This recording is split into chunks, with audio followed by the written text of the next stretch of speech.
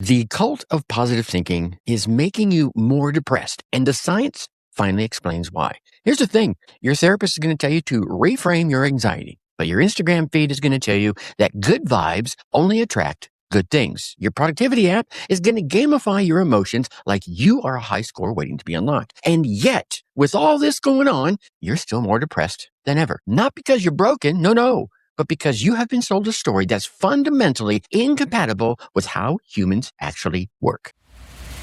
Your Success DNA podcast. Your success is in your DNA. What is up? What is up? What the hell is up, my fellow success seekers? Welcome back to another episode of Your Success DNA. It's that podcast for my aspiring entrepreneurs, 9-to-5 escapees. Heck, it's really for anyone who wants to up their game because each episode delivers mindset shifts and habit upgrades and a little dose of rebellion so that you can break free from convention, not just maybe to build a business, but to build an entire life aligned with your version of success. So if you know someone that dreams of ditching the grind all while they still seem to be able to make time for some self-help, a little sprinkle of personal development in there, go ahead and forward this episode to them. So let's get stuck right in, shall we? The toxic positivity embedded in modern self-help today doesn't start on TikTok. No, and it didn't start on TikTok. Heck, it didn't even start on YouTube. No, it started way back in 1952 in a small Connecticut office when a man named Norman Vincent Peale published a book called The Power of Positive Thinking. I've got it sitting right up over here on my shelf. I read it a couple of times, and the timing was not accidental, ladies and gentlemen. We're talking post-World War II America was terrified. The Cold War was escalating. Existential dread was slowly creeping into the collective consciousness. And what better antidote than a spiritual and scientific promise, which was, think good thoughts and good things happen. It sold 5 million copies. It became doctrine. Peale's ideas drew from an older tradition, the New Thought movement from the late 19th century, which was already insistent that the mind could reshape material reality. Let that sink in for a second. By the 1990s, it had metastasized into something, let's say, darker. The law of attraction, vision boards, manifestation culture. We talked a bit about this in a previous episode, and if you don't know what I'm talking about, go check that out. Then, in 2006, Rhonda Byrne packaged it for a new generation with The Secret, turning Peale's framework into a global phenomena. By 2020, it had colonized just about every corner of wellness, productivity, and the mental health language. But here's what no one tells you about that original movement. Peale wasn't just selling hope. He was selling, wait for it, a mechanism of control. If you're poor, it's not capitalism, it's your vibration. If you're anxious, it's not systemic stress, it's your thoughts. If you're depressed, it's not chemical or maybe even circumstantial. It's because you're not grateful enough. You're not affirming enough. You're not thinking enough. The burden of your emotional state shifts from the world back onto you. And you accepted it. Because the alternative, let's be honest, that some things are genuinely outside of your control is terrifying. Fast forward to now, you wake up and you're already failing. Yeah, you feel me? You know what I'm talking about here. The anxiety you feel even before your feet hit the ground isn't a signal. It's a sign that your mindset isn't right. So you grab your journal and you write 3 things that you're grateful for, even though you just got fired. You set an intention.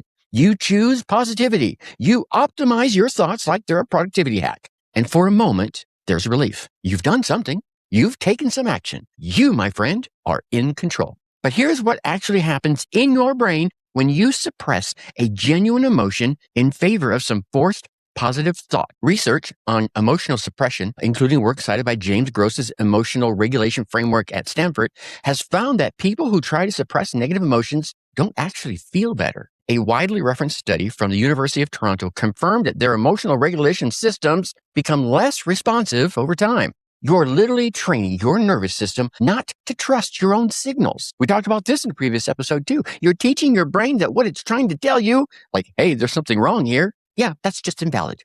We don't need to pay attention to that, right? That, my friend, is not resilience. That's disassociation, all dressed up as enlightenment. The trap deepens when you start to internalize the logic. If good vibes attracts good things and bad things are happening to you, then you must be chock full of what? Yeah, bad vibes. You caused this. You manifested your trauma. You attracted your depression. And now, on top of the original pain you had, you are now carrying a bit of guilt. Yeah, some of you are nodding your head like, damn, Tracy, you're talking to me. You're blaming yourself for not being positive enough. This is how the good vibes movement becomes a bit insidious. It doesn't just fail to help you, which is what it says it's designed to. Instead, it also weaponizes your own mind against you. There's a term in psychology called toxic positivity. It's the excessive and ineffective overgeneralization of a happy, optimistic state across all situations, resulting in the denial, in the minimization, and the invalidation of your authentic human emotional experience. That is the real definition of toxic positivity. So, in other words, it's spiritual bypassing with a selfie filter. That phrase, spiritual bypassing, I used it in the previous episode as well, was coined by psychologist John Wellwood back in 1984. No alignment with the book, but who knows? And it was coined to describe exactly this: using spiritual or positive frameworks to avoid confronting genuine psychological wounds. Yeah, we're going to use this good stuff to avoid confronting the real stuff. And it's everywhere. Someone tells you your marriage is failing, and you respond, well, everything happens for a reason. Someone shares that they're struggling with a suicidal intention, and you hit them with, gratitude is the antidote to depression. Look, ladies and gentlemen, let's be honest. These aren't solutions. These are thought-terminating cliches designed to end the conversation so that you do not have to sit in their discomfort. So you don't have to help them, right? Because sometimes helping someone else means you got to feel uncomfortable in the process. But, and this is crucial, the problem is not positivity itself. Don't get me wrong. It's the assumption that positivity is the default human state, and that negative emotions are aberrations that need to be fixed, hauntings in your head that need to be exercised. Psychologically, negative emotions are data. Hard stop.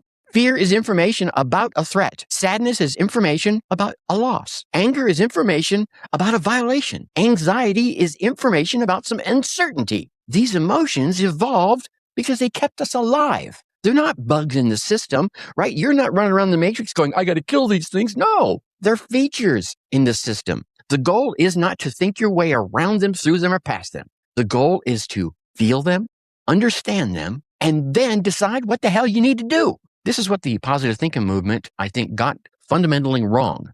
It assumed that your emotional experience was something that you could optimize. But let's be honest, emotions aren't problems to be solved. They're experiences to be understood. I think that right there, that little phrase right there is the critical difference. Emotions aren't problems to be solved. They are experiences to be understood. When you try to solve an emotion, you're literally fighting yourself. When you try to understand an emotion, you, my friend, are gathering intelligence. Yo, see? Viktor Frankl, I've mentioned him a few times now.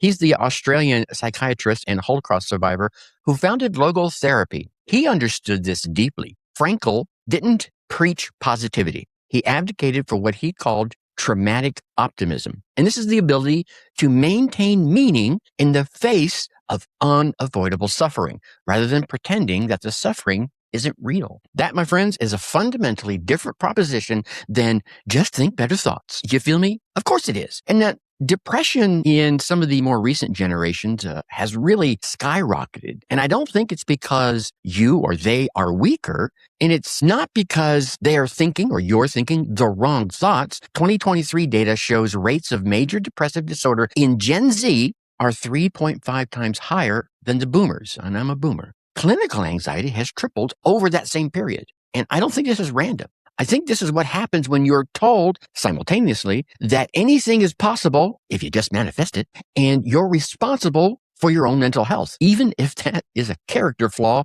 that you have to struggle with. And that there's a product or an app or a course or an affirmation that's out there that can fix you. The pressure of all that is not sustainable. The logic is circular. And when it fails, and it will fail, what happens? Yeah, you blame yourself. Here's the mechanism I think you need to understand. The positive thinking industry is predicated on your failure. Every time you buy a manifestation journal, you're operating from the assumption that your current thoughts aren't good enough. Every time you pay for a mindset coach, you are accepting the premise that your mind is the problem. Every time you see an ad for the ultimate guide of gratitude practice, the subtext is, you're not grateful enough. The industry generates $11 billion a year in the USA alone. Barbara Ehrenreich documented this exhaustively in her book entitled Bright-Sided, showing how the relentless promotion of your positive thinking doesn't just fail individuals, it actually erodes critical thinking at a cultural level. Let that sink in for a moment, would you? Erodes critical thinking at a cultural level. The industry doesn't profit from you being well or getting better. It profits from you remaining convinced that you are not thinking positively enough. They keep moving the goalposts. The finish line just gets further and further away. The finish line recedes. Yeah. Your Success DNA podcast. Your success is in your DNA. And this is where the generational impact begins to become visible.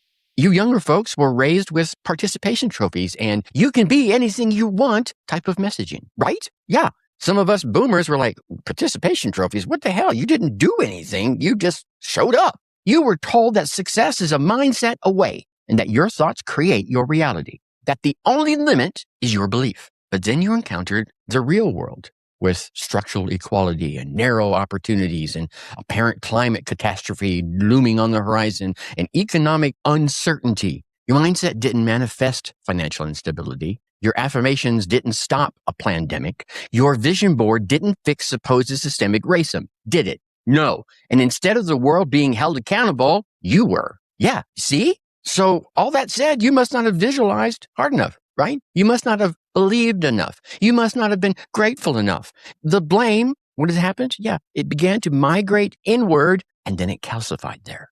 The research is clear on what actually helps: acceptance and commitment therapy. ACT. This was developed by psychologist Stephen C. Hayes, and it doesn't ask you to change your thoughts. It asks you to change your relationship with your thoughts. Hayes built ACT around the concept of psychological flexibility. That's the ability to feel difficult emotions while still moving toward what matters to you, right? DBT, dialectical behavioral therapy, teaches you to feel and to tolerate. Cognitive behavioral therapy, CBT, doesn't deny your negative emotions. It teaches you to notice them without being consumed by them. And somatic therapy recognizes that emotion lives inside your body, not just your mind. Not a single one of these approaches denies the value of hope or optimism. No, but they're not built on the delusion that you have to think your way past reality. And what if the most radical act wasn't to think positive? Oh, let that hang in there for a minute. But instead, to think honest, to sit in the genuine pain of your situation without rushing out there to reframe it, to actually feel the grief without optimizing it into some level of gratitude, to acknowledge that some things are just genuinely freaking hard and no amount of manifestation is going to change that, to accept that you might fail and you might feel sad about it. But both of those things can be true without meaning you're not enough. Maybe you just tripped on the final stretch, my friend. Doesn't mean you can't win the race. Feel me? Okay. So this is the false floor moment, because here's what the good vibes movement does not want you to know or won't tell you. The acceptance of darkness is what actually creates resilience. When you stop fighting your difficult emotions, they start to lose their grip on you. When you stop trying to optimize your inner world, you have the energy to change your outer world. When you accept that you cannot control your thoughts because that's neurologically impossible, and you have 60,000 thoughts a day, let that one roll around in your head for a bit. When you accept that you can't control your thoughts, you can actually start to observe your thoughts and decide which ones really matter to you. And here's another trap that's waiting in the wings. Once you realize that toxic positivity is, well, toxic, then the pendulum starts to swing back the other way. You might adopt a kind of performative nihilism. Nothing matters anyway, so why the hell should I try? Yeah. You might use the invalidation of toxic thinking as an excuse to stay inside your destructive patterns. I'm just accepting my darkness. Yeah, you could use acceptance as resignation, but acceptance, my friends, is not resignation. Understanding your pain isn't an invitation just to roll around and wallow in it like a pig. The goal isn't to replace good vibes with bad vibes. It's to become comfortable in the full spectrum and to develop what Stephen C. Hayes and his colleagues call psychological flexibility. The ability to feel sad and take action, to be anxious and move towards your values, to grieve and to keep going. Yeah, I've been in that one, been in all those actually. The poisoned motif here is that the world itself vibes. You came into this episode or maybe came into this world or some situation thinking vibes were the problem. But vibes, the actual felt sense of aliveness in your body, that vibe, the genuine resonance with what matters to you, those vibes are not the enemy. The enemy is the performance of vibes, the curation of vibes, the commodification of vibes, the demand that you maintain good vibes at any cost, even when reality doesn't support those good vibes. Yeah. Here's what becomes inevitable in hindsight. The good vibes movement was always a mirror. It reflected back to you not the truth about how the world works, but the anxiety of the people that were selling that to you. A generation or a couple of generations were traumatized by uncertainty, packaged that uncertainty as a product and sold it to another generation that was already drowning in it. And guess what? Many of you bought it. Not because you're weak, don't get me wrong, but because you were so desperate for a system that would finally make sense of all the damn chaos, that it would finally give you a moniker of control. The real trap, the one that makes this morally unsettling, is that some of the advice is almost true. Gratitude does help. Perspective does matter. Hope does fuel action. But the moment you weaponize these truths into a should, the moment you turn them into demands, the moment you use them to bypass someone else's genuine suffering, they're poison. You become the person who tells someone in the depths of depression that they need to just think positive. There's a silver lining in every storm. I remember that when my daughter passed away. I wanted to punch someone in the face. You become the person who blames poverty on poor vibrations. You become the person who, whether intentionally or not, participates in the cultural gaslighting of multiple generations, of at least an entire generation. So here's the unavoidable moral question I want you to think about. And there's no clear answer, right? There really never is. If some positive thinking actually helps, but the culture of positive thinking is actively harmful, where's that line? At what point does a helpful tool become a weapon? And how do you use the genuine insights that hope matters, that perspective shifts things, and that your attention shapes your experience without falling in the trap of being used by them to bypass reality? Because you can't unsee it. Once you recognize toxic positivity, you will start to see it almost everywhere. And you are going to have to decide every single day whether you're going to participate in it or not, whether you're going to tell someone their sadness is just a mindset problem, or whether you're going to have the harder conversation, the deeper conversation that acknowledges both their pain and their capacity to move through it. Yeah, the motif shifts now, right? But it's different. Good vibes. You still want them, but now you understand that they're not the destination to force yourself towards. No, they're a byproduct of living aligned with reality, your reality. However messy that reality might be, of feeling what needs to be felt, of taking action even when you're freaking scared, of accepting that you're not broken for struggling, of building a life not because you manifest it, but because you showed up in it every single day, repeatedly, even on those days when the vibes you felt weren't good. And here's the final inversion for you. The best way to improve your mental health isn't to think better thoughts. No, it's to stop thinking about your thoughts so damn much. Yeah. And if this episode is hitting you right where you live, and if you're tired of the pressure to maintain good vibes while your life feels genuinely hard, then you're going to need to get over on to the Unleash Your Success DNA newsletter. This isn't just another positivity pushing wellness newsletter. This is your weekly dose of reality-based wisdom for all my folks out there that want to do better. And it is, I'm going to be honest, it is a little geared towards my aspiring entrepreneurs and 9-to-5 escapees. Because let's be honest, entrepreneurship is probably one of the best personal development programs out there. So if you're out there looking to build something real, each issue continues to deliver mindset shifts that actually work, habit upgrades that respect your humanity, and a dose of rebellion against the systems that are keeping you small. No toxic positivity, no spiritual bypassing, just honest tools for honest people building honest lives. Go over to yoursuccessdna.com.